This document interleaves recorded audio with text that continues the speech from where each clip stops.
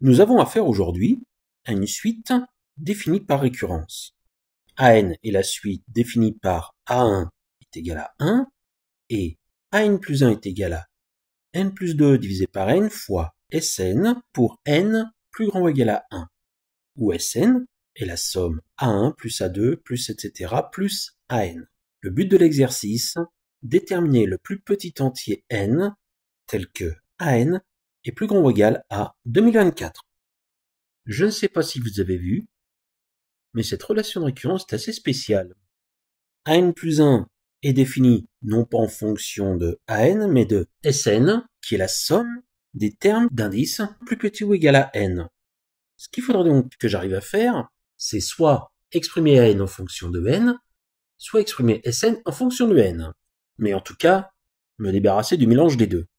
Sn plus 1 valant A1 plus A2 plus etc. plus AN plus plus 1, et Sn valant A1 plus A2 plus etc. plus AN, eh bien, Sn plus 1 moins Sn, dans ces cas-là, vaut AN plus 1. Tout se simplifie, sauf AN plus 1. Et d'après la définition qu'on a, AN plus 1 est égal à N plus 2 sur N fois Sn. Le Sn qui est à gauche, je le passe à droite. Sn plus 1 est égal à N plus 2 sur N fois Sn plus Sn. Je factorise par Sn l'expression de droite pour obtenir N plus 2 sur N plus 1 fois Sn. N plus 2 sur N plus 1, c'est 2N plus 2 sur N, que je peux factoriser par 2.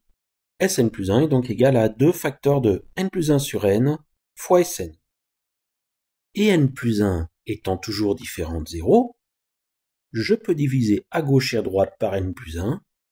J'obtiens que Sn plus 1 divisé par N plus 1 est égal à 2 fois Sn divisé par N. Il ne me reste plus qu'à créer ce qu'on appelle une suite auxiliaire, que je vais appeler UN, qui est définie par UN est égal à Sn divisé par N pour N plus grand ou égal à 1. Et si on regarde bien, eh bien, UN est défini par U1 est égal à S1 sur 1, c'est-à-dire A1 qui vaut 1, et UN plus 1 est égal à 2 fois UN. UN est donc la suite géométrique de premier terme 1 et d'horizon 2. Ainsi, UN est égal à 2 puissance n-1.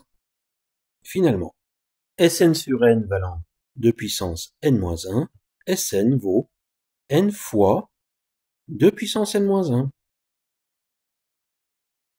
Nous avons donc que Sn vaut n fois 2 puissance n-1.